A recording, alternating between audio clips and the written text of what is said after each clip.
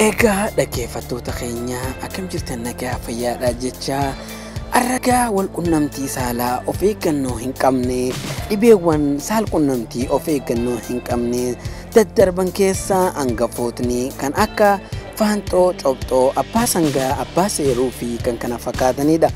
Mallattoolee dhibee saal qunnamtii of eeggannoo hin qabne kanneen armaan gadii kana faadha. Tokkoffarratti karaa qaama saalaa dhangala'oon addaa ta'ee ba'uudha. Lammaffarratti madaa'uu naannoo qaama wal hormaataati. Sadaffarratti dhukkuboonni gadaamessaa fi qaamota wal hormaataa jiraachuudha. Afuraffarratti dhiita'uu yookaan cidhaanii fi xannachoota ollaa jiranidha. Shanaffarratti daa'imman akkuma dhalataniin ija isaanii dhiita'uu fi cima dhangalaasuu qaama wal hormaataa haadha irraa yeroo da'umsaa kan itti darbu jechuudha. Imimmaan dhangalaasuu yookaan jaamuu jechuudha. Kan kana faatu uumama jechuudha. Dhibeewwan kanaaf kan nama saaxilan maalidha? Kan akka umrii dargaggummaa tokkoon jiraachuu dhiisuudha. Dandeettiin ittisa qaama keenyaa hir'achuudha. Nama saal qunnamtii waliin raawwatan jijjiiruu yookaan baay'isuudha. Shamarran mana bunaa yookaan sharmuuxotaa waliin saala gochuudha. Of eeggannoo malatti jechuudha. Ijoollummaan heerumuu fi kan kana fakkaatanidha.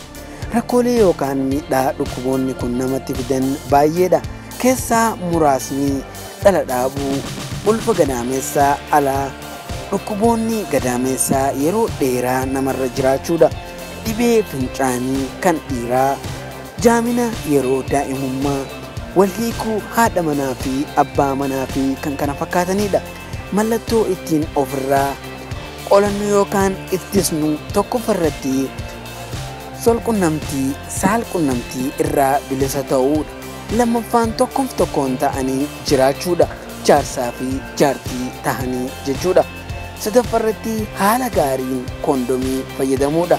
Kun gaa na biratti illee fudhatamaa dhabullee gaa namoota tokko biratti fudhatamaa ni qaba. Garuu immoo tokko ta'anii jiraachuun irraa filatamaadha.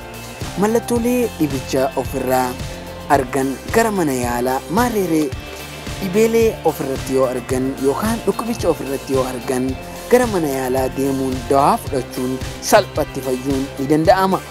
Yoo mana yaalaa deeman mallattoon nama tokko qofarratti argamu illee jaalloowwan yookaan saahibban yookaan geelota dhiiraa fi dubaraa lamaanuu wal faana qoricha isaa fudhachuu qabu jechuudha.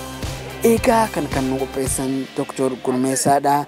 Share waliif godhaadhaa wal hubachiisaa isiniin jenna. Chaanala keenya subscribe yoon godhanis subscribe gochuun nu deeggaraa isiniin jenna. Waan nu dhaggeeffataniif galatoomaa. Subscribe.